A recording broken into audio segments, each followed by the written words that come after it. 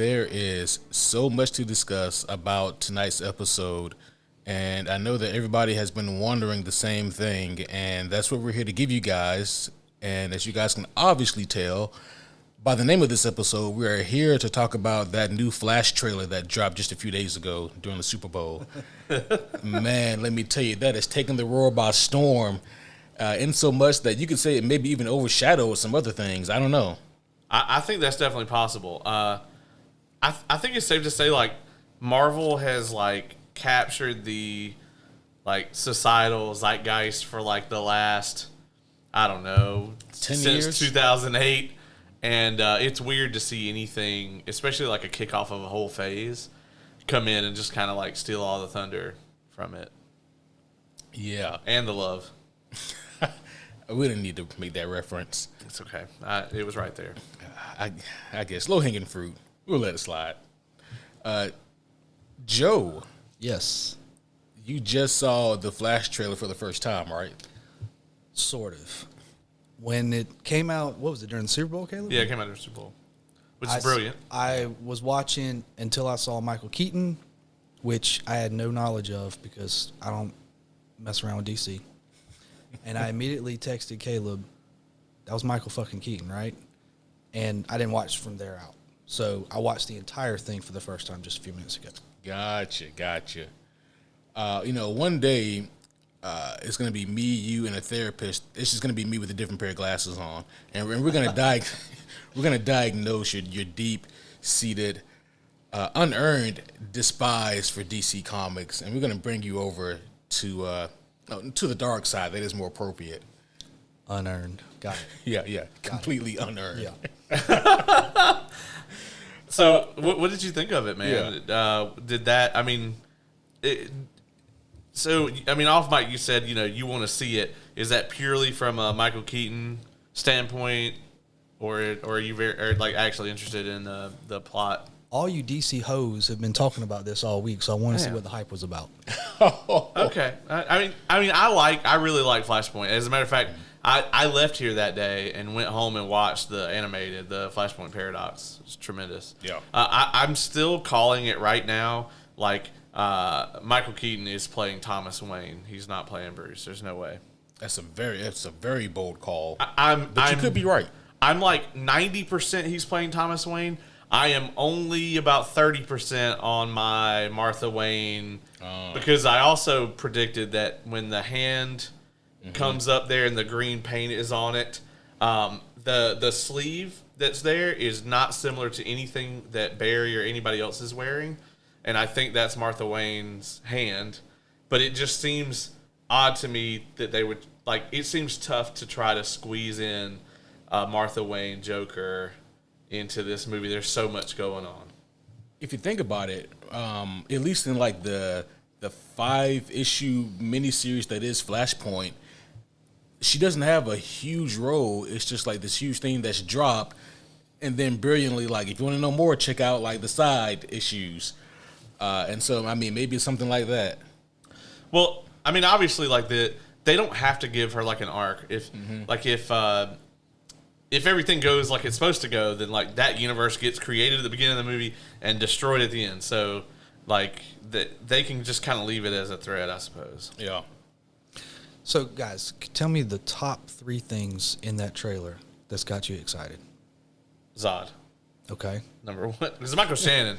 You guys know I have no love for Man of Steel whatsoever, but the bright and shining center of that film is Michael Shannon as Zod. He nailed it. So very excited to see him return. So Zod is on the list for me. Okay. For me personally, Michael Keaton as Batman is number 1.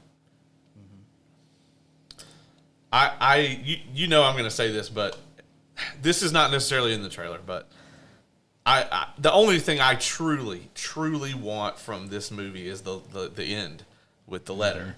Are you familiar with the Flashpoint? No. All right, so spoilers for like a really old comic. At the end, so in the Flashpoint comic, it's Thomas Wayne, obviously, after he changes, Barry messes up the timeline, So when he comes to, he doesn't have his powers. He went back in time, saved his mom, so he never became the Flash. Instead of being killed in the alleyway, Thomas and Martha Wayne live, and Bruce is the one that gets shot and dies.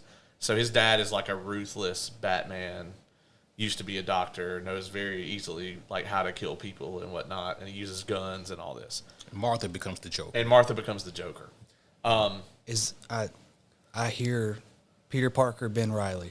That's what I hear going on here. So, kind of what happens here though is you see like Thomas Wayne ends up like helping the Flash fix everything, and he ends up finding out like, okay, well in my universe like Bruce is still alive, blah blah blah blah, and so he sends a letter back to Bruce, and at the end, after everything's resolved and everything, they're like in the Batcave, and the Flash hands him the letter, and like he takes the cowl off and like reads it, and you just in the animated movie you just kind of see like tears like hit the letter. It's a very like emotional scene. Now it sounds like The Notebook.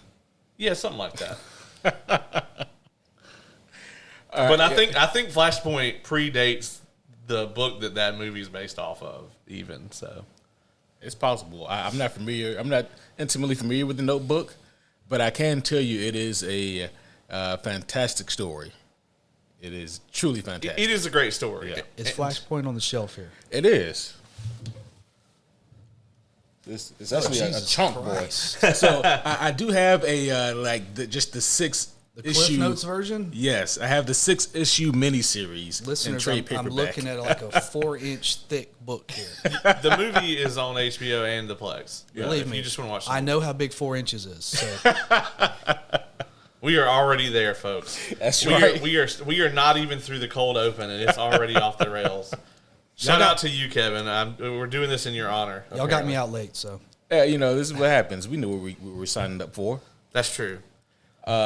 Was there anything that stood out in the trailer to you, Joe, that you liked, or any kind of Michael feelings? fucking Keaton. I'm a little older than y'all. I saw Batman '89 in the theaters. I was a teenager. I was 2 years old. So there's.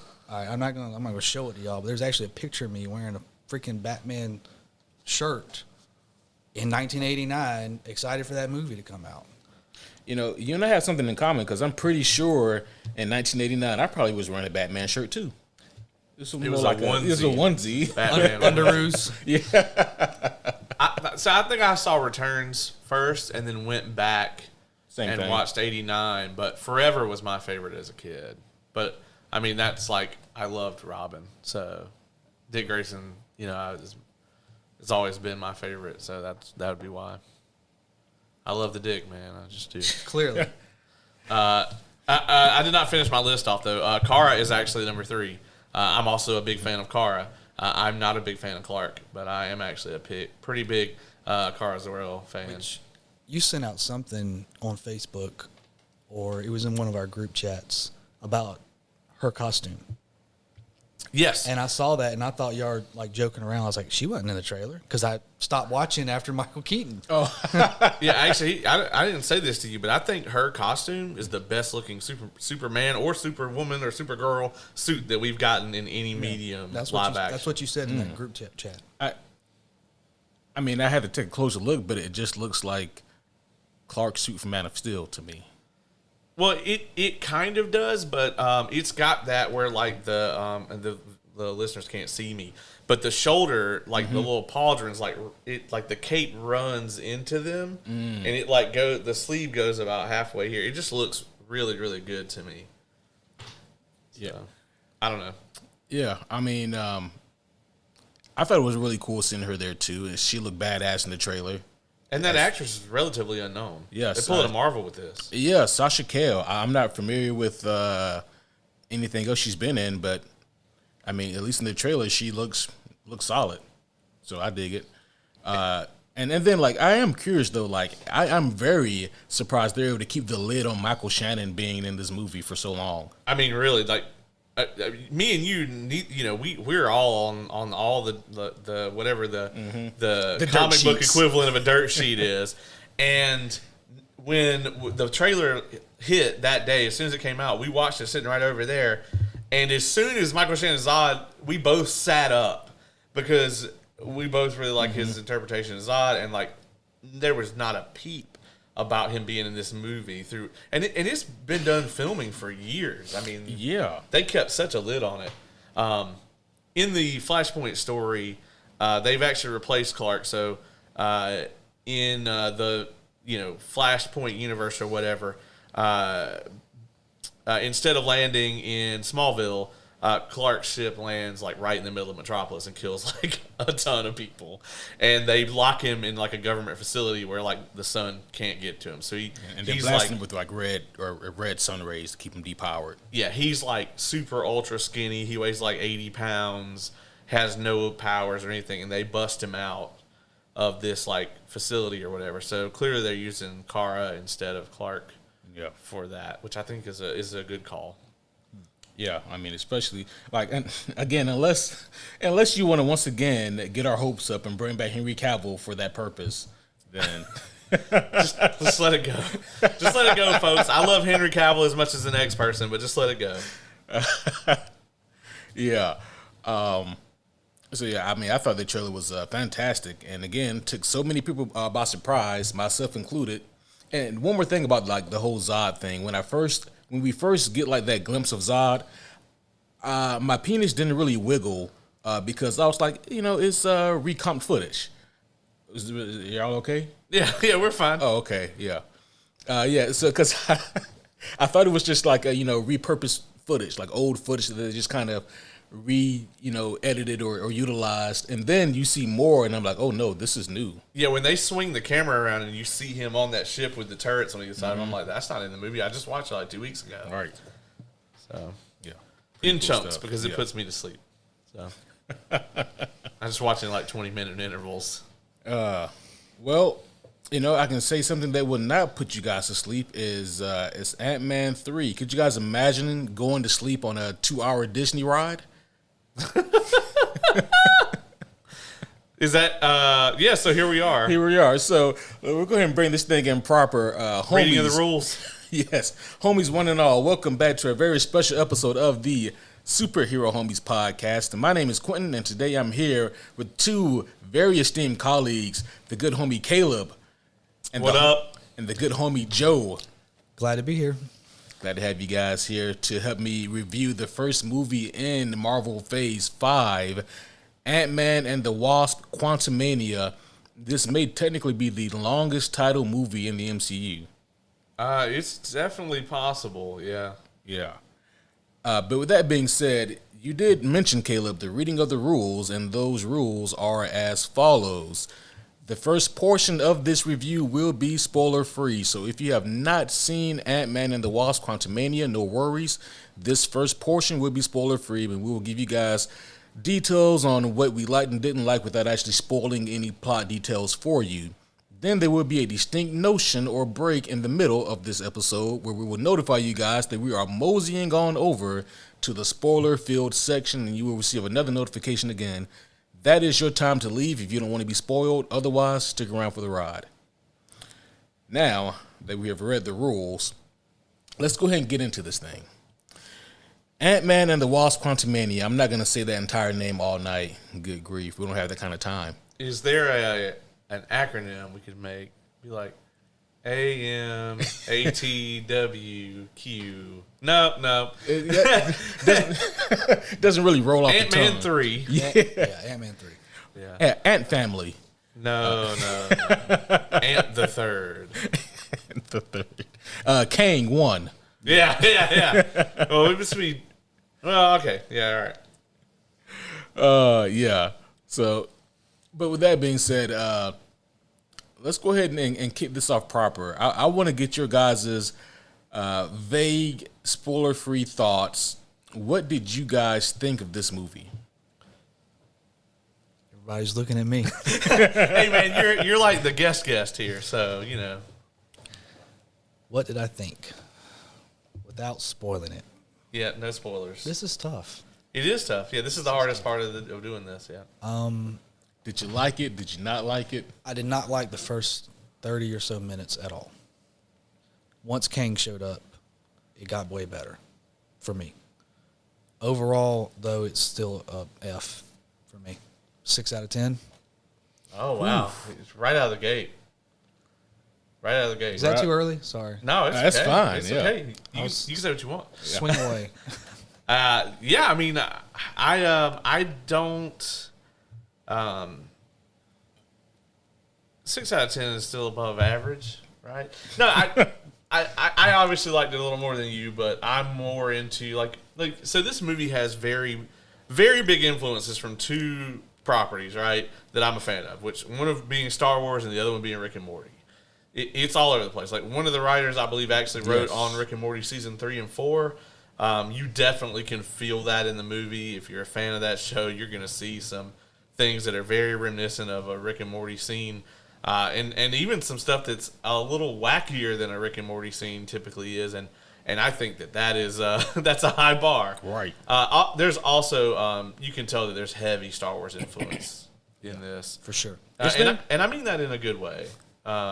But once again, that's going to vary, to each viewer whether they're like this is an intricate kind of homage or whether this is just blatant. I altered my homework a little bit. Please don't pick up on that. So, Yeah, I thought that this movie is better than what a lot of reviews online are saying. agreed. But I also completely understand why the reviewers are saying what they are saying. Ant-Man 3 is not the first movie to do all the tropes or make all the mistakes that is made. But it's to the point now where people are kind of tired of seeing the MCU make these same mistakes and use these same tropes. At least that's the way it comes off to me. So I think that that's probably like my biggest takeaway in terms of like what this movie did wrong. But in terms of what I liked about it, I think one thing that everybody agrees with across the board, Jonathan Majors as Kang, he's great. I mean, yeah, I actually, I loved Jonathan Majors. I mean, I loved him as He Who Remains back in Loki, and he was fantastic here. I gotta say too that like the first two acts I really enjoyed, and like I felt like maybe they weren't gonna make a lot of those mistakes in especially in the first act. I felt like they were gonna maybe not go Marvel formula with this one. They definitely broke the Ant-Man formula, which is nice. I'd say this is the best Ant-Man movie, hands down. Like I don't think there's competition there, but. Yeah, and then in the third act, they just said, fuck it, and just did what they always do. So. Yeah. I think I'm actually more with Joe on this one. Like, I did not care for the first act at all. It got to the point where I was just waiting, like, okay, where's Kang? Thank you. Like, Come save us, Kang, please. So let's kind of like get into some of the meat and potatoes for the homies here. So clearly we like Kang. Now, I want to say something that is probably divisive here amongst us. I did not like Cassie in this movie. To me, she had, I guess, what would you call it? She had the child protagonist syndrome to like the nth degree, where she's bratty and obnoxious and assumes this fake moral high ground to undercut her dad. And it just got it starts from the beginning and it goes almost all the way throughout. And then, you get the miraculous turnaround maybe in the third act. It was a lot, and I was just tired of it. This is the first time I didn't like the character in the MCU. And I don't think that is entirely the actress's fault, but the writing for her was just combative just for the sake of being combative to me. He doesn't like child actors at all. I mean, he's spot on though on this one for sure. I'm gonna dissent. So here's the thing, and I agree with you guys to an extent here. Early on, when she first kind of starts to introduce herself, I'm trying to dodge any spoilers here. Right. When she first starts going down that road, I thought it was really good. I actually really like. She has a speech early on in the movie with her father, and I actually really loved it because, yeah, she was spot on with what she was saying. But then, like, as the movie goes on, you can't, like, it's almost like she had this, like, she was naive, right? Like, to the point where it's just like blind optimism, and that doesn't work because they broke a commandment that, like, they're expecting us to just forget everything that Cassie Lang has been through, that we have watched her go through, and they even reference some of these events in the movie, like, oh yeah, this happened and this happened. And it's like, yeah, so like, what made you into this like blind kind of optimist? That, I mean, so like I said early in the movie, I thought it was really well done, and then it just kind of gets laid on thick throughout the rest of the film. Like, she doesn't have an arc. I feel like she's the same character at the end that she is in the beginning. Yeah. And I really thought that they were going to do a lot more with her throughout this movie. So I was a bit disappointed that what we got with her was just kind of this self-contained arc that kind of sort of resolves itself but doesn't. Yeah. And it's almost like they listened to your review of Ant-Man 2 because Hope got like nateried in this, and she's only there to fire blasters at things and react. Yeah, that's very true. Well, I mean, you know, so there's like, how many of them are there? The 5, technically. You know, like we got like kind of our leading, our Ant-Man family, as I call it. Oh, damn it! The Ant Fam, and you know, with the Ant Fam, yeah, I would say that really only 2 of them have anything kind of to do, and that would be Scott and to a much lesser degree, I think Cassie. You can make an argument for maybe Janet. Yeah, I was gonna say Janet had a pretty strong role in this movie. Well, no, she was there to not exposit. Yeah, well, that's true. I think early in the movie, yeah, that was a little annoying. Mm-hmm. It's like, you know, we're in a situation where you probably should exposit, and you're just holding on to stuff because the plot doesn't call for you to reveal it yet.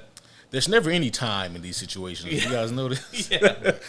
Yeah, they're in a place where you literally have infinite time, and there's no time for me to briefly explain to you what's going on. But I am going to in a minute. Yeah, and you just wait. You just wait, yeah. Yeah, everybody's just waiting for some information from her, please. Yeah. She's been, I mean, coming back from the quantum realm. How long? They've been there long enough for everybody to age up and whatever. And you know what? We need to sit down and have a little chat, Ant Fam. No, that never happened. Yeah, like none of that. And you think, like, especially with like all of the travels or adventures that various members of the Avengers get up to, you would want to be like, hey, so when it comes to this certain thing, you probably don't want to do this. Forbidden fruit, please. Right. Yeah. No. But she was like, nope, PTSD, I guess. She's not going back. She ain't doing that. What you guys think about the kind of the pacing of this movie? Was this movie well paced to you guys at all, or? I think there is definitely so from the trailers you can tell that Kang gives Ant-Man a mission in this movie. Mm-hmm. I think from the moment that he does get the mission, which is like halfway or maybe over way through the film, which I thought was interesting, right? Like, because when you watch the trailer, you think like that's going to happen in like the first 10 minutes, and then the whole movie is going to be the mission, which is what I meant by like some of the tropes they did avoid, and like because that's how like Ant-Man 1 and 2 both went. It's like there's a heist, and then we spend the whole movie doing the heist, right? And I'm really glad they didn't go that way this time. But I think from that moment until the giant third act hurrah at the end, like we always have. I think between there, it was poorly paced, but I think that the rest of it I didn't mind. Yeah. What about you, Joe? Let me think.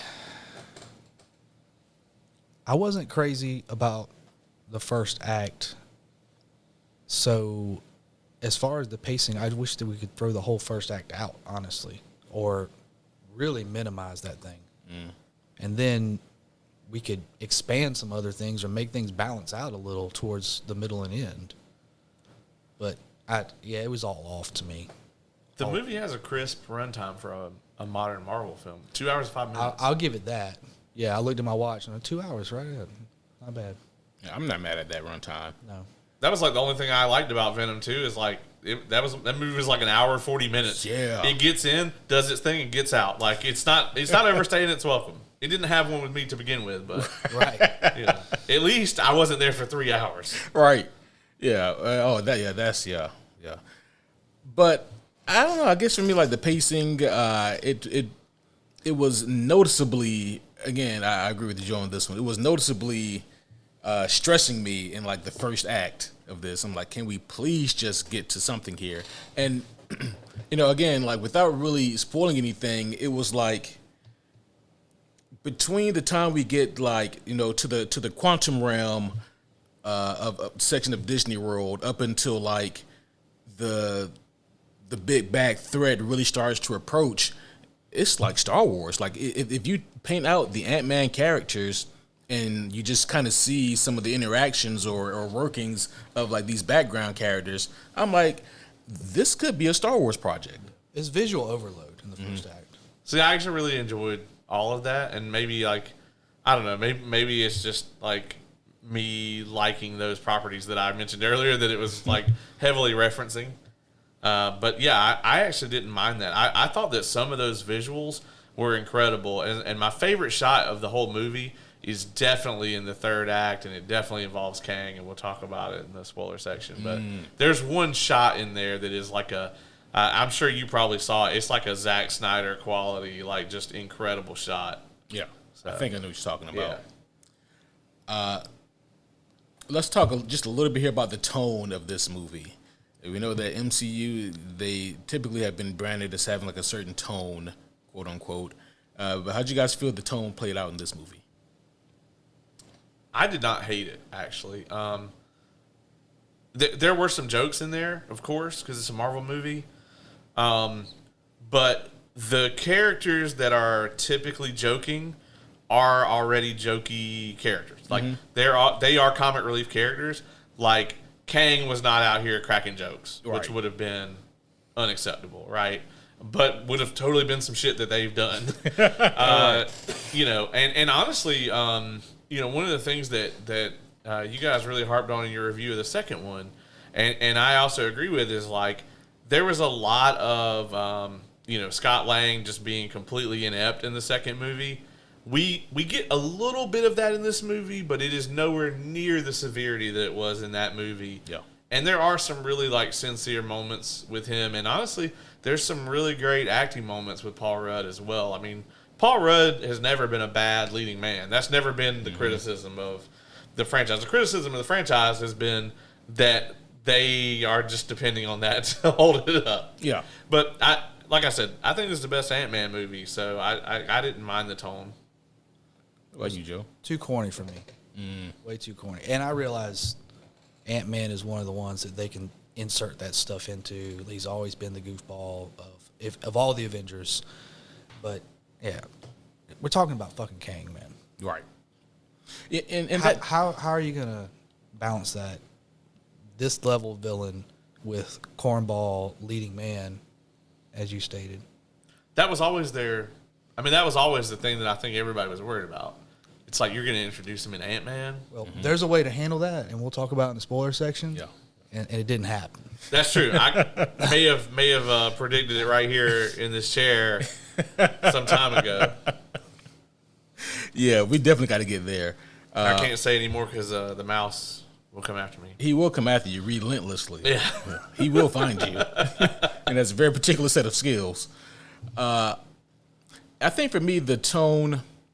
So here's the thing. Like, out of all the issues I had with the first act, the tone actually really wasn't one of them because, I mean, listen, they didn't really take it seriously, and there was no reason for me to take it that serious either. But I do like the fact that Kang just undercuts all of the humorous bullshit. Like, there are no jokes when he's on screen. Like, he's not joking around. And he means what he says, and he does not like repeating himself, you get the feeling. But I think also with that, one of my favorite like tonal moments did come late in the third act. And there were some other things that happened around it that maybe I didn't like so much. But one of my favorite tonal scenes does come from the third act of the movie. You guys know that I'm really big on like the personal moments. Yes. And we get a pretty cool one here. Were there anything about like the music or the scoring that stood out to you guys? I can't really give the movie credit for this because I didn't realize it until the end credits. But when the end credits were going up, I was like, man, I really like the main theme here. But I didn't pick up on it all during the movie, so I don't know if it gets credit for that or not. But, you know, we've talked about this a little bit. It's like, when it's a really good score, like, you don't necessarily need to be able to pick it out, you know? That you don't absolutely have to be like, oh, man, that's a great track because, I mean, obviously, if you're engrossed in what you're seeing, then the music is just there to reinforce that. So I didn't come across anything that I didn't like as far as the music. Yeah, that was a feeling I got too. Like, nothing stood out as super memorable, so it obviously blended well. But yeah, I was sitting here kind of on the way here, like, what am I going to say about the music? Yeah. I can't. Nothing stands out to me really. So. Yeah, I'm kind of in the same boat as you two. I think maybe with like one small difference. It's like for me, good music in a movie is like the bar is like, you look at like the Dark Knight trilogy, you know, with like Hans Zimmer, like anything with him, and it's like it's probably gonna be a banger, and like you're gonna notice it, but it's gonna also enhance your experience. And I think that like most good scores, yeah, they blend in, and you really don't tend to notice anything weird about it. I'll say this: I love Danny Elfman, and glad he wasn't on this movie. That would have been a weird treat, I think. He would have definitely had some fun moments with this movie. That's true. Yeah. They almost could have had John Williams do it. Yeah. At this point. Yeah. Yeah, agreed. Let's talk a little bit here about the action. This is a superhero movie. What you guys think about the action here? I actually thought that this movie did a good job of not devolving into just mindless mush action. Even in the third act, which I did think was overblown, there were some parts where that happens. But for the most part, I gotta say that I actually I really appreciated the action in this movie. We don't get a lot of the Ant-Man 1, I'm going to throw a train at you nonsense that we've got before, which not saying it works in that movie, and it works in Civil War. But I mean, we're in the quantum realm here, and it's a different thing. I think the fighting was a lot more visceral than anything we've ever seen Ant-Man involved in. See, I felt like a lot of the action scenes were repetitive.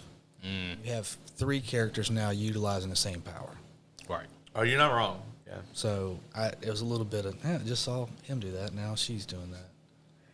Yeah, and that is true. We do get that, and there's also like a lot of fighting in the background going on in certain scenes as well. And I don't know, like it's almost to the point now where like seeing,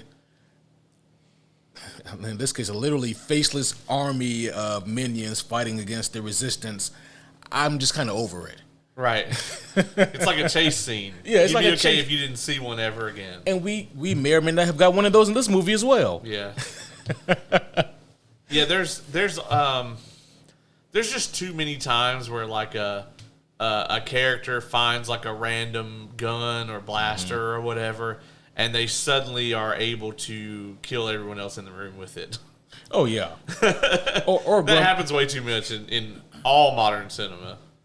Or going back to like the chase scene, like how did this control works, and then 30 seconds later they're dipping and diving, and Yeah.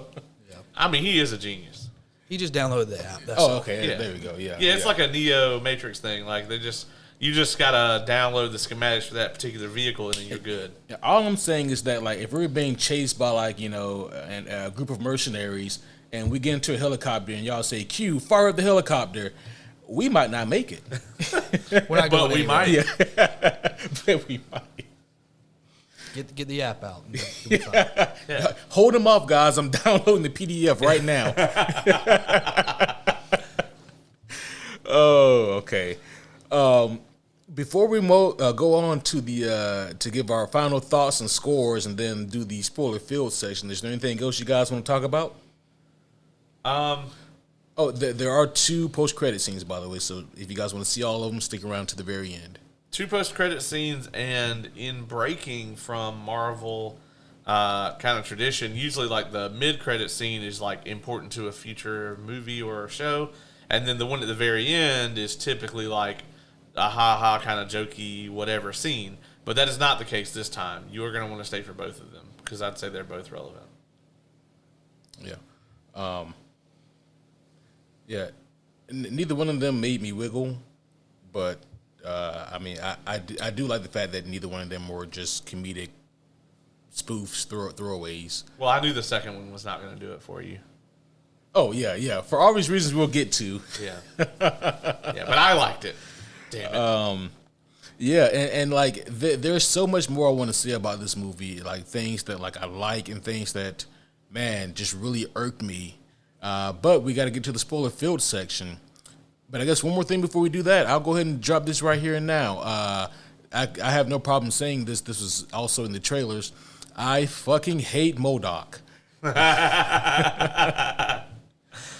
Oh man, just to pieces. Just yeah. I would have liked.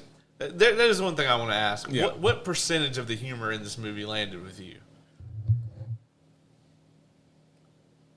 Generously, 30%. Joe? 10. That's actually more than I thought you might say. So. Yeah, I mean, I'm probably around 40. Mm-hmm. Like I was laughing at some of it, and even some of the MODOK stuff. I thought not all though. Mm-hmm. It was definitely it's really funny. So we were talking about like early in the movie, Joe actually leans over and is like, "This is some Phantom Menace bullshit." And I said, well, there's nobody in this movie that's as annoying as Jar Jar yet. And then when MODOK shows up, I was like, there's your Jar Jar. Oh, that happened. I was going to bring that up if you didn't.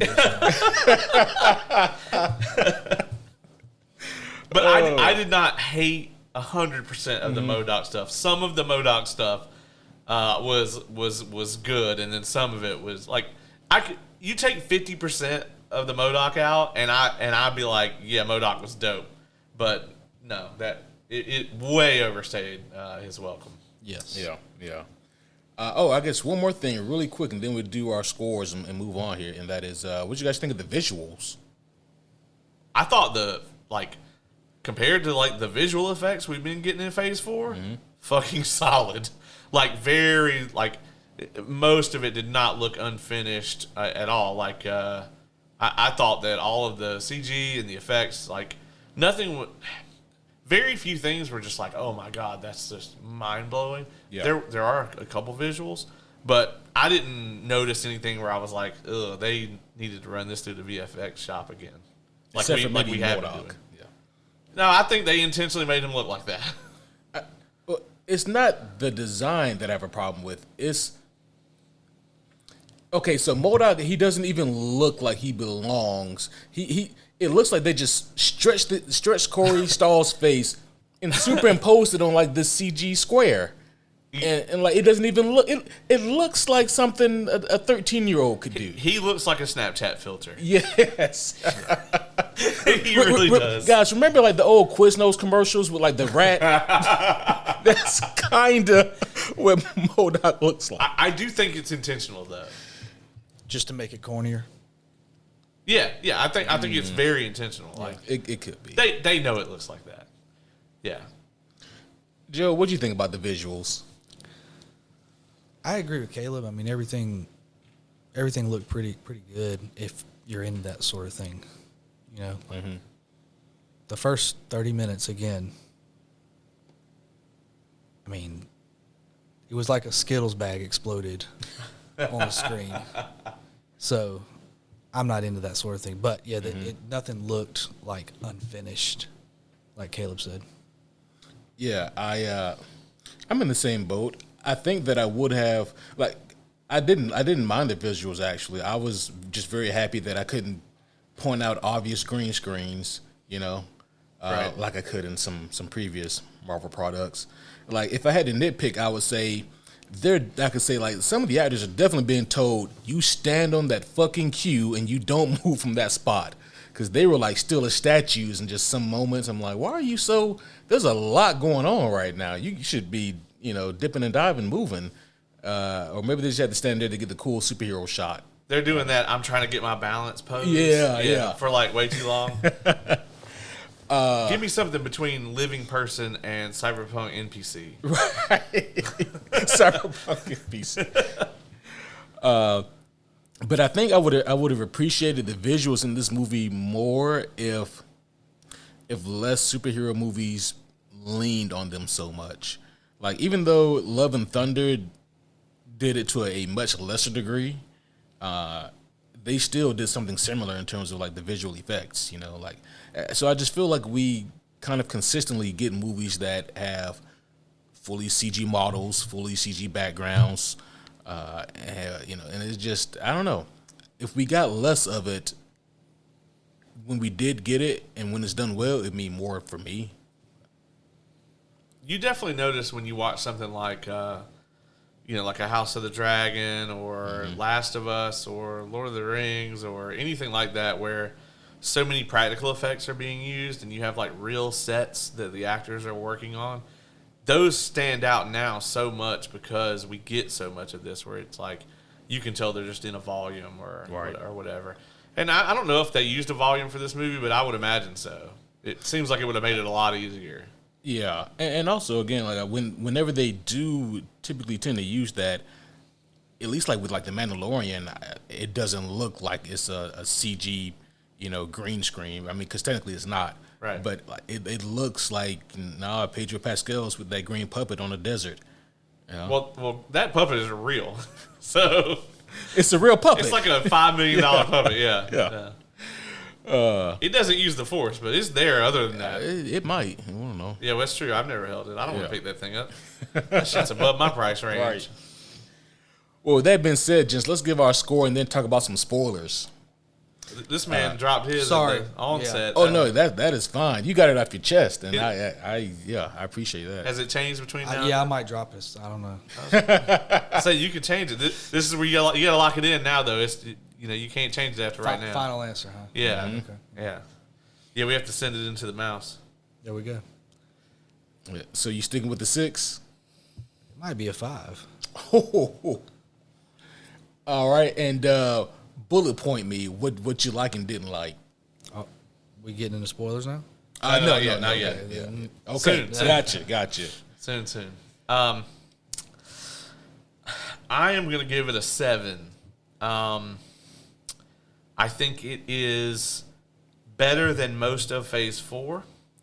And when I say most of, I'm taking, let's see, I'd say Hawkeye, Spider-Man, obviously, Doctor Strange, and What If are all superior to this. Everything else in Phase 4, maybe Miss Marvel, is above it, but everything else in Phase 4, I would say, is below this. And but that's not like a high bar, you know what I mean? Yeah, I'm going to give this a 7. Some of it landed, some of it didn't. Great villain. Not a million% on how he was handled, but we'll get to that in just a bit. Yeah, that's where I'm sticking. Right around a 7. I enjoyed the film overall. Yeah, I'm gonna give this a 6.5. I thought that this movie, like you said, Caleb, it definitely to me seemed to be a better effort than most of what we got last phase. And I do like that you can tell they tried. Right. They tried to take Scott more seriously after clearly throwing that book out the window for Ant-Man 2.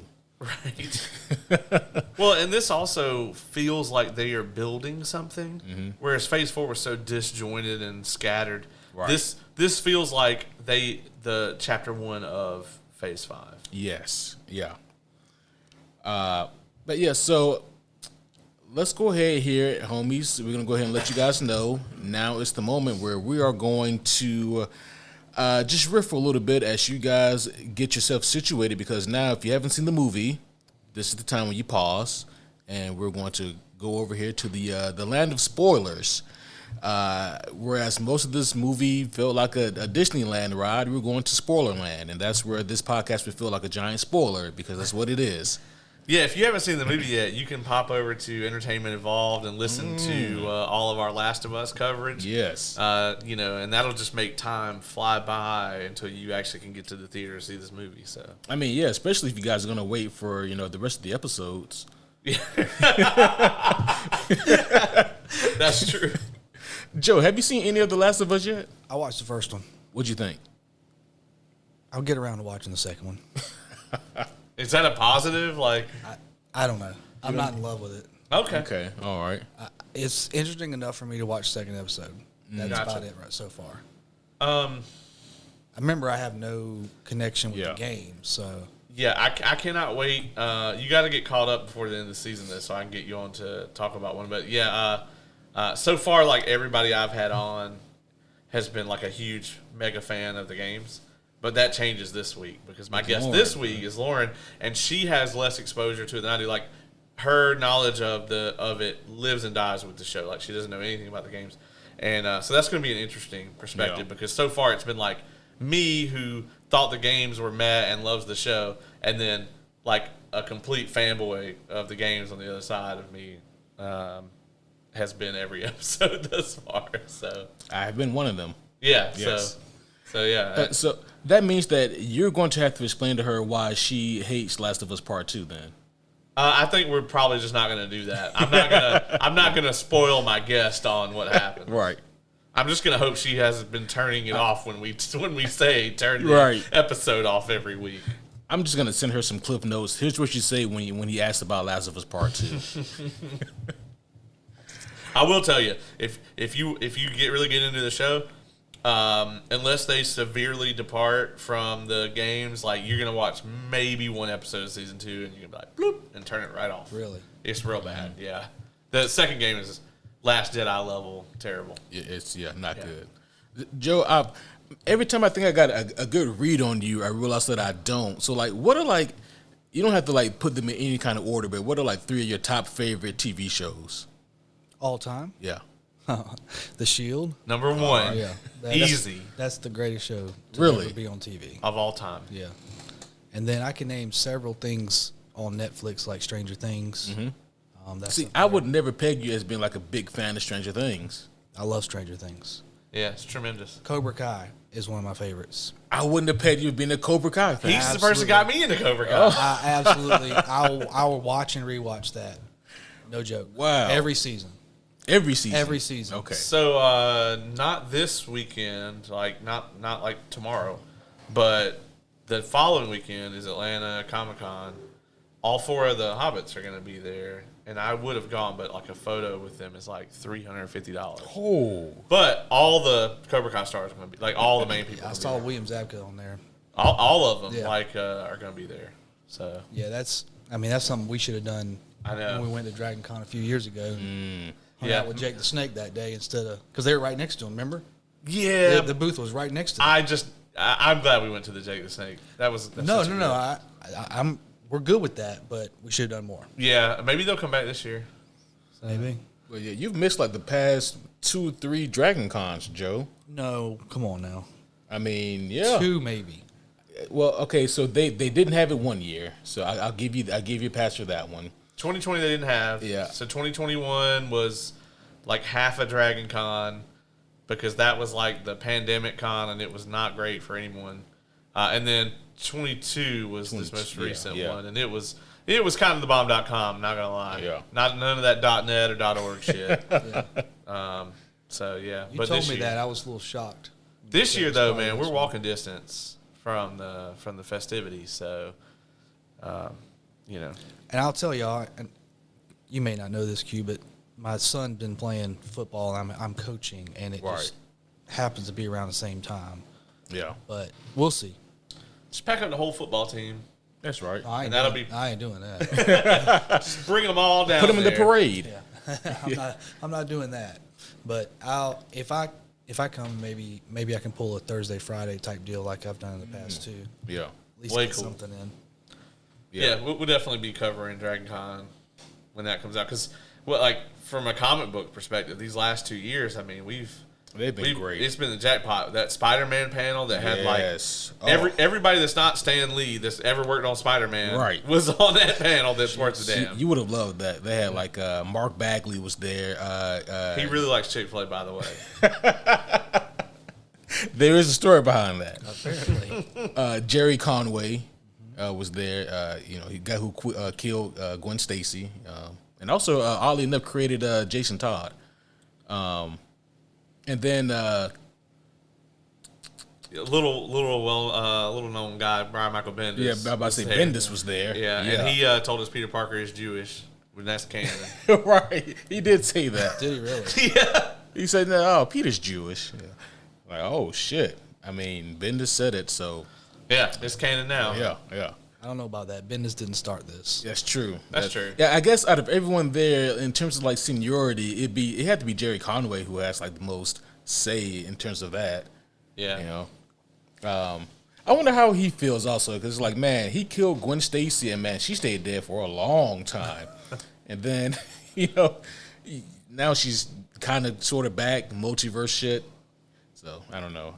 I wonder about stuff like that. But it was a really interesting like discussion they had, and they disagreed on some stuff, like about the number of Spider people, and should Spider-Man be young forever, or do we let him grow up? Right. Like there were like a lot of really interesting debates. Yeah, And then the year before that, like, we went upstairs and Chris Claremont's just chilling. Yes. And like this man had near infinite time with Claremont. Yeah, I know Q Pop for that. Yeah.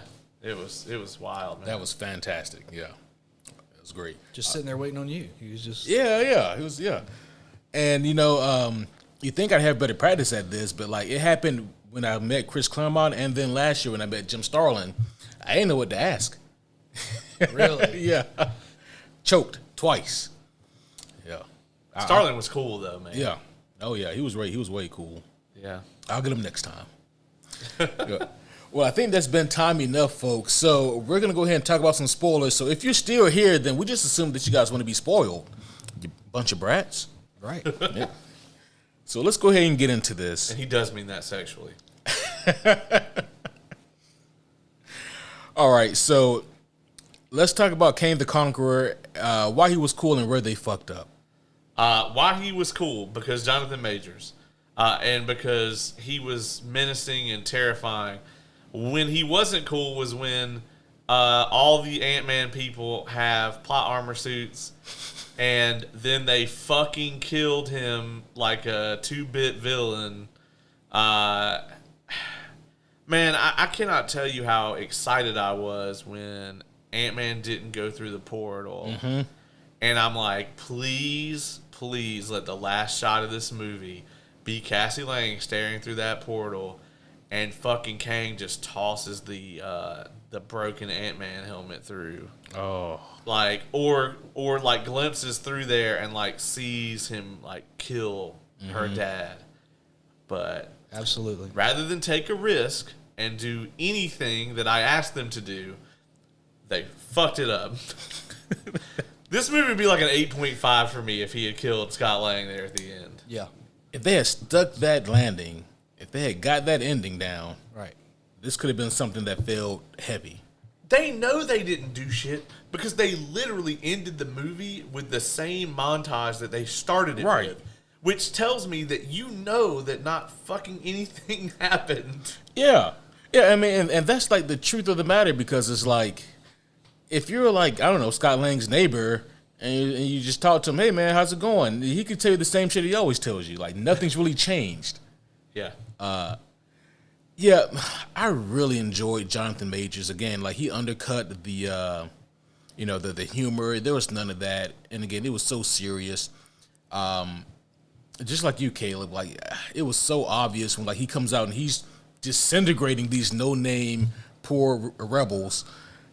But as soon as like the Ant fam steps up, oh man, like they've got protection, which is never explained or talked about. I didn't even like how he got trampled and overran by fucking ants. Yeah, he's got future tech, but can we get him a can of Raid? Like, what in the hell? I was livid in that scene, man. Yeah, I about walked out. Like the moment when Scott picks him up and slams him into the building, though, I actually really like that. And I was like, what if Kang just fucking kills him right here? Like he gets a good little fight in and gets killed. I also that moment where they're both like huge and like run towards each other and like do the big hug or whatever.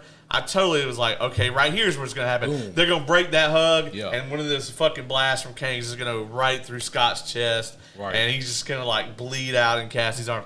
No, like there's so many places they could have done it, and I don't hate like Ant-Man or anything. It's just that this is one of those points where, from a literary, like from a storytelling standpoint, like this was the most effective way to introduce Kang would be to have him show up and do what he says he has done and kill an Avenger. Like, according to him, he's killed a bunch of Thors. And you want to tell me that he can't beat Scott fucking Lang? Yeah.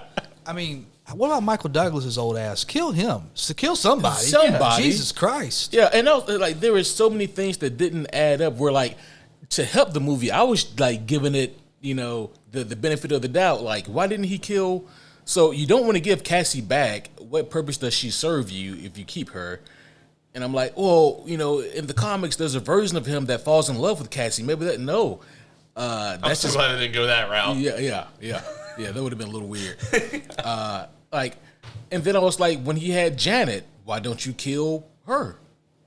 I thought that at least she had to die, right? Because, like, from a character standpoint, like this is her mess. Mm-hmm. Like it would have been full circle for her to actually die here, because she is actually the one who unleashed this Kang on the quantum realm, technically. Right. Imagine working with and befriending and getting to know Space Hitler. Right? And that's kind of what he comes off as. The way that shit was going at first, I was like, oh, this is really good. Mm-hmm. And like the whole, like, as soon as like the ship like came on and everything, I was like, okay, like this is really cool. But then like there's just no fucking stakes, man. Like we're right back into that. It's not as bad as it was in Phase 4, but I mean we are in an area where there's just no stakes. Right. And on top of that, like I feel like somehow not only are there no stakes, but it feels even worse than that, because we're in the midst of this multiversal saga where even if someone does die, even if Ant-Man did die here, they probably would just brought him back for Kang Dynasty. Right. So I don't know, like what is death? Speaking of which, killing Kang was a huge mistake. I know that there's so many other Kangs. We saw Rama Tut, we saw Immortus in like the post-credit scenes. Okay, that's fine and dandy, but now we all know that he can be killed. Right. You know? Like Ivan Drago didn't bleed when he fought Apollo Creed. He bled well into the fight with Rocky. That's when you know that he's beatable. Like you don't. I don't know, man. That just didn't sit right with me. If Ant-Man can 1v1 kill one of you, then you're not that menacing. Right. I don't care how many of you there are. You're your own minion, and that's just not imposing. Yeah. They're going to really have to do something, because, like, it feels like they've ruined him already to an extent. Yes. They could have really established him, and it wouldn't have taken much. Nobody gives a shit about Ant-Man. Right. Kill him. And Janet, you know, the whole group. Let Cassie live. Maybe the Wasp. That's it. And let me tell you, I loved the fight. Me too. Up until it like became evident that that it was gonna end poorly. Also, the shot I referenced earlier happens right around that time. It's like right after he breaks the ship or whatever, and you get that shot of Kang at the like standing like on like the kind of ruined ship. And, like, the camera, like, pans around, and it's just got, like, his whole empire below him. Right. And he, like, sees, like, the rebellion coming in and all this other shit. That shot was incredible. Yeah. Breathtaking shot. Loved it.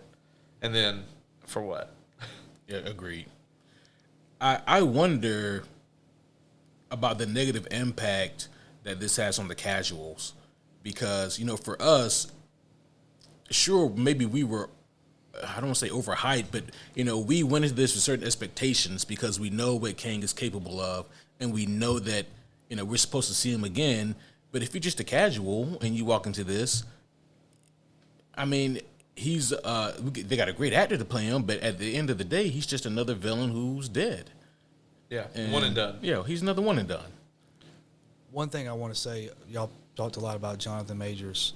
Several times with him sitting in his ship or on his throne, that shot right out of the comic. Yes. I was like, wow, the leg placement and everything. Right. Like, he absolutely nailed it. And then they kill him, so whatever. Yeah, and I mean, I think you both mentioned this, but they had so many ample opportunities to kill Ant-Man. And again, it's not that I want to see Ant-Man die, but it's just that sometimes the most impactful thing you can do in these movies is to, bite it. And for Ant-Man to play it seriously, and for him to, for the stakes to be so high, like it's his family at stake here, and then on top of that, like the way I would have played it is this: like the whole story between him and his daughter is that he doesn't want to be the one to go in and get his hands dirty anymore, and she wants to be there to help, to use these powers for the greater good. Have him willingly stay behind because who else is going to stop Kang?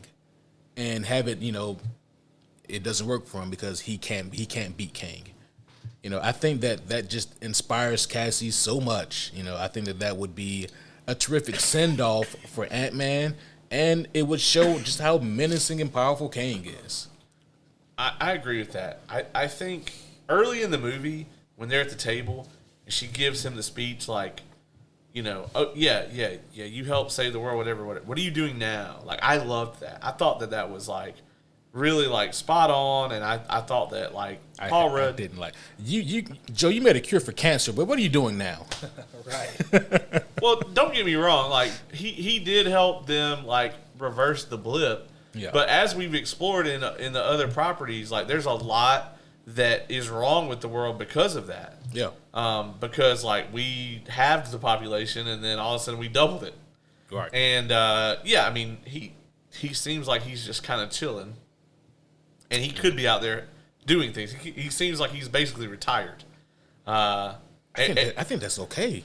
I think I retired. See, I think that in her eyes though, like she like I can see how someone with her like kind of optimism and things would say that to him, and it would impact him in the way that he played it in the movie. Yeah. I was completely fine with this. But then like the seventh group of people that they meet that she suddenly wants to help. Right.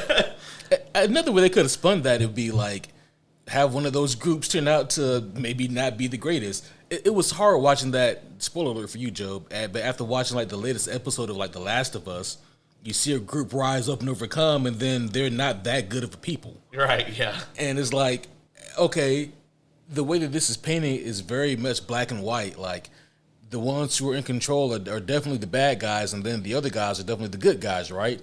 Like, that's kind of Cassie's outlook here. And I'm like, it would be great to see a little bit of, juxtaposition or just a little bit of creativity with how they tell that story. Because there's more nuance to stuff like that.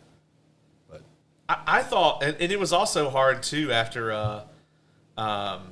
This is my first time seeing that Guardians trailer that played before the movie, and they're talking about what's the villain's name in 3? High Evolutionary. Yeah, and he's like, that Rocket drops that fucking sick line in the trailer where he's like, he doesn't want to create something perfect. He just doesn't like anything the way it is. Right. I was like, oh shit! I was like, that's fantastic. And then like to see like the shallow kind of good versus evil that this got boiled down to. I mean, Jonathan Majors like does his absolute best with what's presented here, but like, I mean, it's like we said, like the way that they just let you think that they're going to do something profound and then once again decide not to do it. It's just like, I mean, they're cutting themselves off at the knees here. Yeah.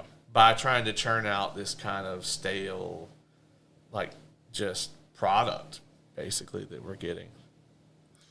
It's not helping, and I mean, I think my score is closer to yours, Caleb, but it's like, how much longer do they expect, like, specifically the casual fan base to just sit back and accept, this kind of mediocrity, for lack of a better word? I mean, they're not doing it now. I mean, you look at the box office, like, projections for this one. It's lower than Love and Thunder. Really? Yeah. That's sad. Yeah. And Love and Thunder didn't do well. So, and like, I haven't been like, bigging up the MCU for the past couple years, but I've consistently maintained and been wrong. Every time one of the movies comes around, I've sat right here and I told Kevin, I said, hey man, listen, we may not be big fans of like these Thor movies, but I guarantee it's gonna make $1 billion. no. I was like, man, Kevin, mark my word, this Doctor Strange movie is gonna make $1 billion. It came close. It came It close. tried real hard. It tried real hard. But I would have put money on it like a year ago. Oh yeah. That it was gonna, but I mean, they had everything going for them. They named it Doctor Strange Mom, and it came out on Mother's Day. Like, come on, Oh, it really was a year ago now, huh? Yep. Yeah. But I guess just going back to like that last fight scene, I really love like when things broke down and it was just like Nathaniel Richards. They never named him in the movie, did they? No. That was that had to have been done intentionally. He was just the exile. Yeah, just the exile. What did he tell Janet? I wonder. His name was, what's your name? I'm the exile. Call me Mr. X. Or did he just say Kang? Well, No, when she goes, who is Kang? Who is Kang? Yeah. Mm-hmm. I wondered that too. Yeah. She said they worked on this stuff for years, right? Right. John Jacob Jingleheimer Smith. And she's like, you're not going to believe this shit.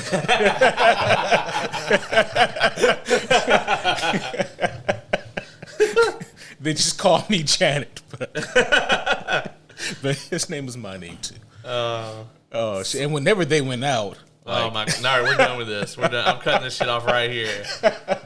Oh, my God. It is too late, folks. It is. It is way too late. That popped me way harder than it should have. Yeah. I think so. Yeah. Since Kevin's not here, go to bed. Oh, shit. Yeah, go to bed. Okay. Did you guys, what'd you guys take away from the post-credit scenes here? What you think, Joe?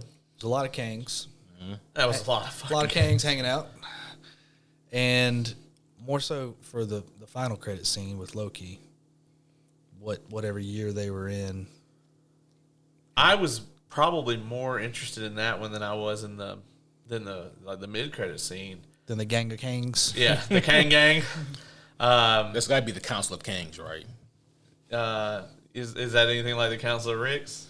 I mean, so I told this to Kevin on the podcast, but when I told him about like the Council of Kings, he was like, "Did Rick and Morty get that from Marvel?" I was like, "They had to have." Do they have a citadel? It looks like a city. Well, It actually looks more like a coliseum, like yeah, an arena. it does. Yeah. I thought for a minute there when I saw them all appearing, I was like, is this like some pre-Secret Wars shit? Like, Well, because the way are they gonna fight? It kind of Right. looked like, and I was like, oh, okay. Like I could see like some crazy Kang shit where it's like they're gonna like all fight for like who's the like the Kangiest Kang or whatever. Are you not entertained? Yeah. But that's also kind of fucked, right? Because the way that I'm assuming that was Ramatut and Immortus talking there at the end, they made it look like the Kangiest Kang is the one that died. Yeah. Right? Yeah. Yeah. Yeah, it was almost, he was like, we see all these scenes of him like blowing up planets and shit, and he's like, you definitely want me to get out of here because like what's gonna happen if like I don't get out of here? And I'm like, so what exactly was he gonna do? Like if he's enough of a threat for like the whole council to banish him to the quantum realm, and like Ant-Man 1v1 killed him. Yeah, there's something. This math ain't mathin'. Maybe the exile's not dead. Maybe when he got sucked into that engine or whatever, maybe it like popped him out somewhere. Probably. Well, if we've learned anything about Marvel villains, he'll show up 5-10 years later as like a comedic goofball version. I'm hoping he's the one at the end, in Loki. I'm hoping that's him. that it just like spit him out into like the past or whatever without any of his tech. Yeah, just his brain and his Frederick Douglass hairdo. Yeah, I noticed that shit. He got to blend in with the times. Yeah. I guess. Oh, yeah. I didn't. I need to watch that mid-credit scene again to kind of figure out more what I was supposed to take away from it, other than there is a Council of Kangs in the MCU. I don't really like that though, just because I like the idea of like one menacing foe versus, a million foes who could get one-shotted. Yeah, man, it just seems like a lot of basic shit that Marvel should have known not to do. They kind of did anyway. So, I don't know. And as far as that last one goes, I mean, it's Loki. I did not like the Loki TV show. I'm going to try to check it out. I'm going to check it out. Okay. So wait, you said you didn't like it. No. You say you're going to check it out. Yeah. So you didn't Rewatch? watch all of it. You watched all of it though. I mean, like season 2 coming. Oh, okay. Yeah. Okay. I didn't know I'm if you gonna give it a second chance or what you meant. I'm definitely gonna rewatch season 1. No. Him and Kevin both really hate Loki season 1. Yeah. I thought it was pretty bad, as the young folks say. It got a little out there. Yeah. We don't need to get into that. It was a bad show. I thought it was pretty great, but this is water in here, right? You put it in number 2. We're just gonna turn this. Okay. Anything else for the spoiler field session we want to talk about, guys? I'm gonna say this. I think that there's so much of this movie that's half baked. It's like they threw all these ideas on a board and like they were like, let's see what sticks, and then everything stuck, and they were like, all right, well, let's keep it all in there. And I think that the rebellion angle is half baked. We don't ever really understand like what Kang is like his ultimate kind of goal is in the quantum realm, other than to rule it. I guess he is a conqueror, so whatever. That's what he does. He conquers.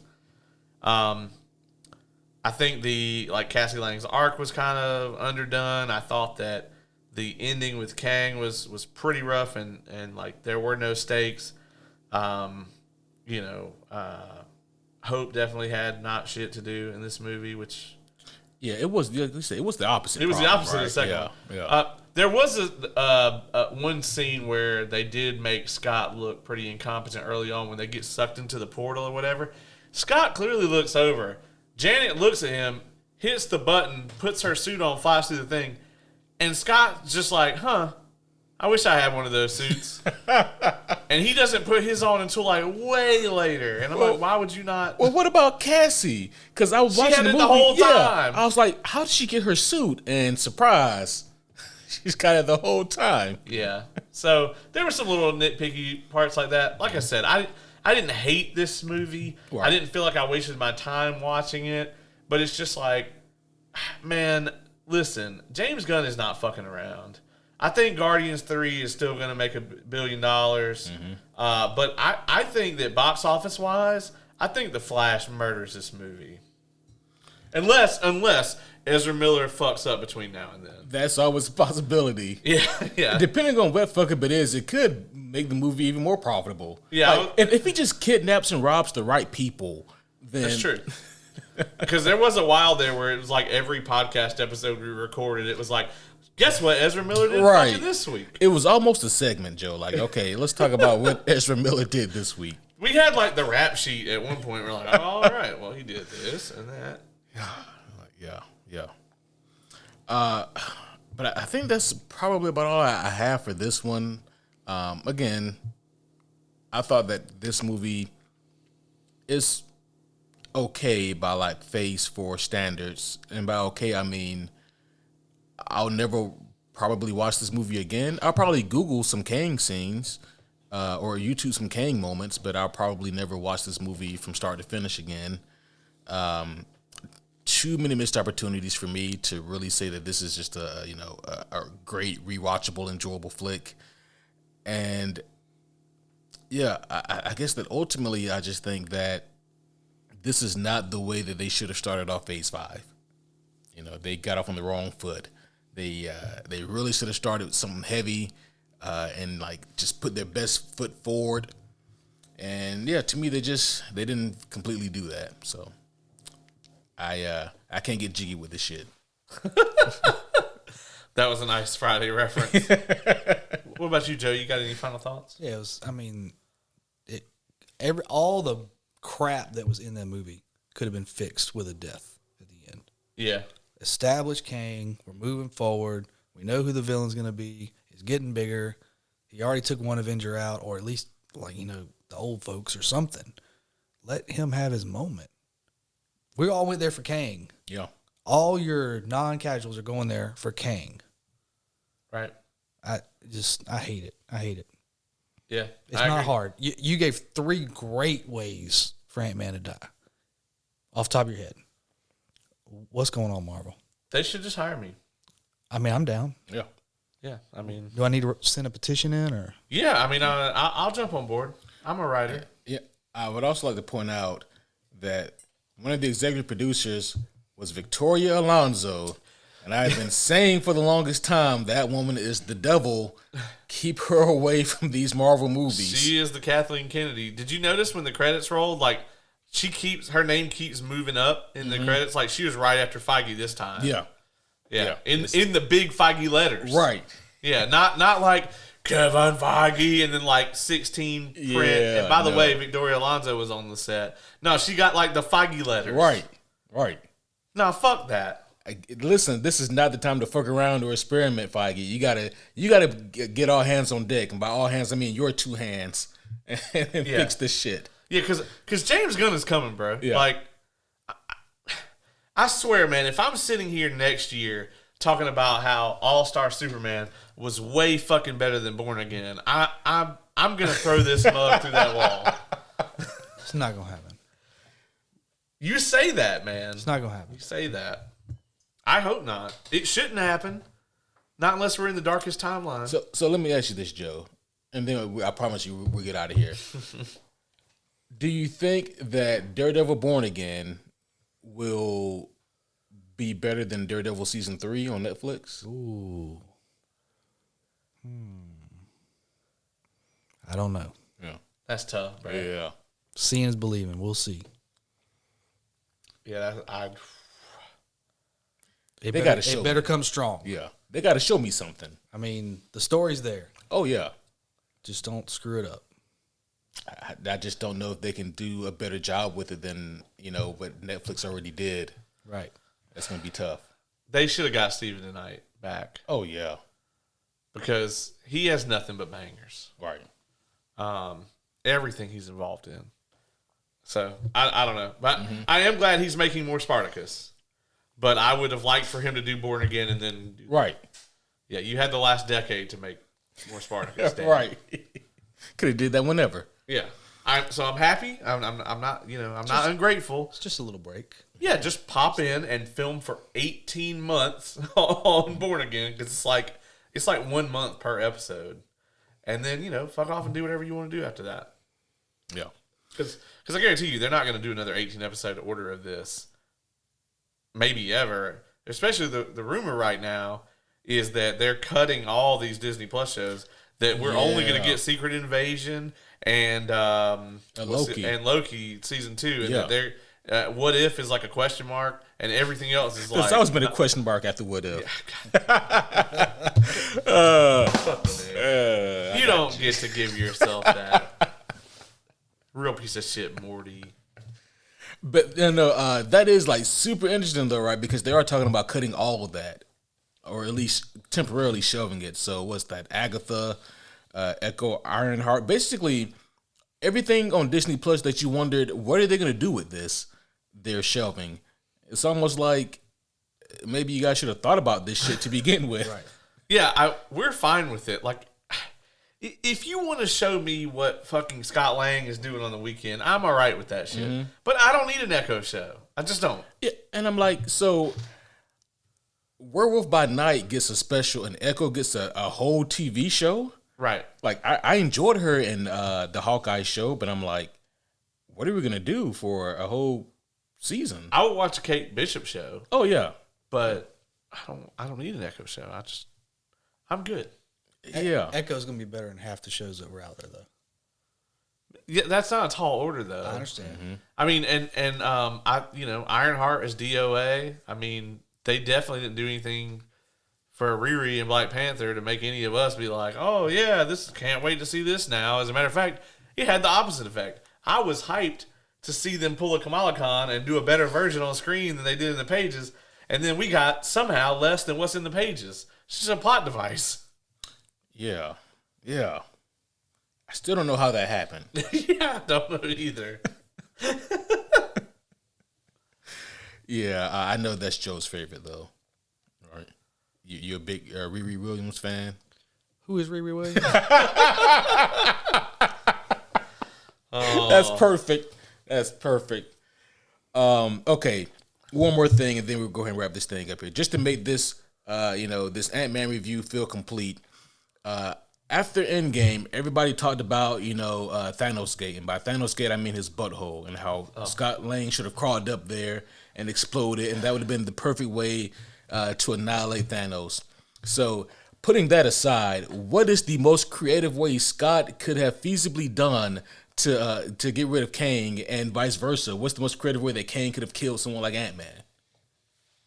God damn it, man. And I remember Kang probably also has 7 holes in his body as well. So We assume. We assume. that. That is one thing that this movie will do, is it will get everyone in the theater to count how many holes they have. That's a fact. yes, I think we all did it. Every single person. Yeah. You could have heard a pin drop for the next Right. 2 minutes in that movie. Everyone's like, okay, yep, okay. And all about right. that time, Scott Lang goes, "Oh yeah, that's right." Yeah. It's like someone timed like the average length Uh-huh. it takes to think about it. Yeah. Yeah, some of this humor in this movie really does land, and that is one of the ones that does. So it's not all bad gags. Like there are some winners in there. I actually like the MODOK death. The you're an Avenger. Yeah, sure, whatever. Fucking that shit got me. That's funny. Creative ways to kill Kang.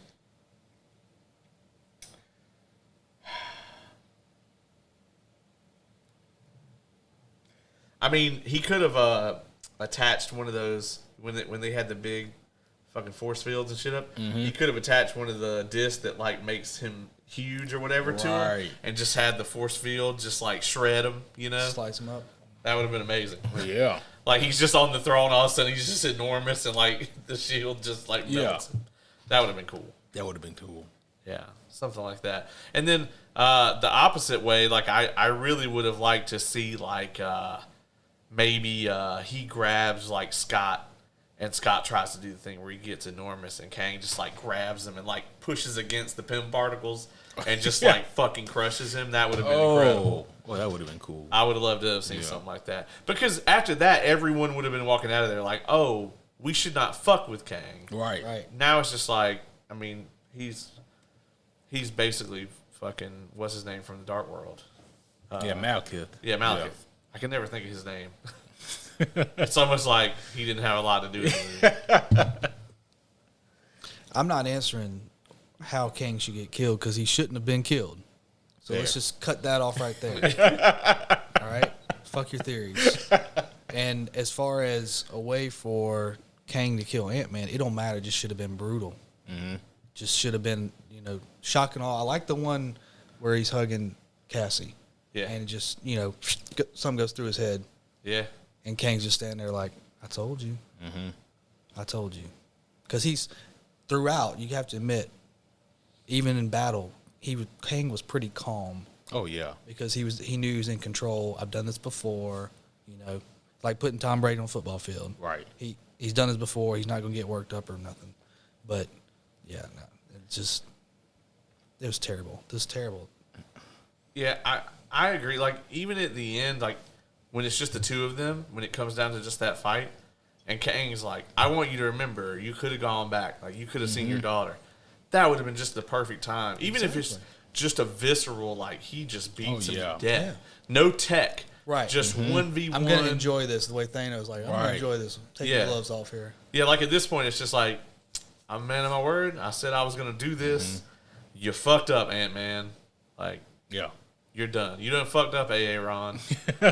And that it would have been great. I mean, even they could have even done like a first person thing, like fucking like Kratos, like God of War 3. Yeah. They obviously couldn't have done that much blood. Right, that would have been too visceral. Yeah, but just like something where he just annihilates him or whatever, and maybe he tosses the body through the port. I don't know, but.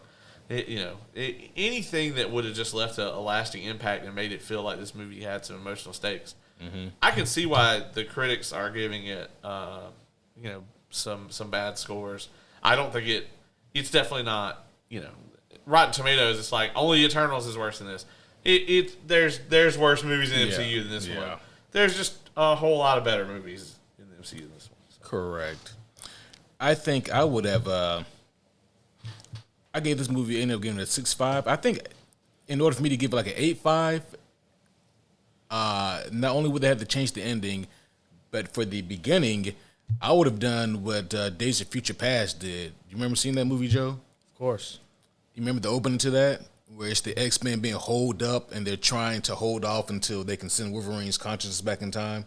But in the meanwhile, like the X-Men are just getting, right. They're putting up a good fight, but they're getting annihilated by these Sentinels. Right. I would have loved an opening scene, Kang, just annihilating a version of the Avengers. Seeing what he's all about. I like that too. I think that, and even if you don't want to like show all of it, just a silhouette of him, give us something to be afraid of and to look forward to. I think that also would have been extremely well. And it would have backed up his words because as of now, I don't believe him when he says that he killed Thor. No, he's Booster Gold now. Yeah, right. He's Booster. And Booster Gold decided just to be straight up villain. Yeah. Yeah, he's just, I went into the future and got a bunch of future tech. Right. Or he's actually from the future, right? Originally. Yeah. Yes. It's like, I just went back in time where I seemed like a super villain. Because, I have this technology that just everyone has now. That's what it comes off as in this movie. It does. Do better, Kevin Feige. Yeah. But I think that's going to be all for this one. Caleb, Joe, thank you too so very much for joining me for this review. The first in Phase 5. Woof. We're in for another ride here. Hey, listen, guys, we can all, the three of us, come back here and do it in March for Shazam, Fury of the Gods, Joe's other favorite movie. I'm out. See, the way my March is shaping out, the way I got it set up, damn it, man. I probably will be here for that.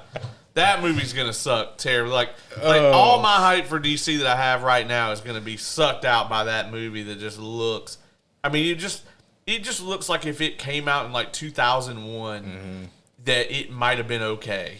Yeah. It's going to be the Morbius of DC. Or worse. Oh, jeez. Have you seen Morbius? Yeah. Oh, wow. Okay. Because if Shazam hits a bat Kamehameha, then I might give it a...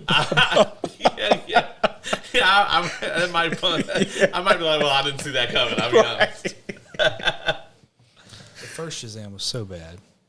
I didn't think it was awful. Yeah, I didn't hate it. Actually, it was generic, sure, but I didn't think it was awful.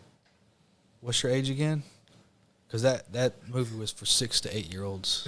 Well, I liked Miss Marvel, so I can't really comment on any of this because that is straight up Disney Channel Marvel. So I didn't watch that garbage.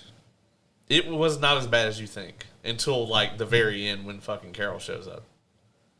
Looking like she hasn't had a sandwich in 18 years. She looked rough. How did they add Brie Larson to the Fast franchise? Were they like, you know what, this is not boring enough? You know what, that's the problem. Our movies are too good. You know, we need Brie Larson. Somebody get her on the phone. Like it was going to be hard to get a hold of her. Her agent picks up on the half ring. Hello? Yep. The agent picks up and says, don't hang up. Yeah. Are you a telemarketer? Please stay on the phone.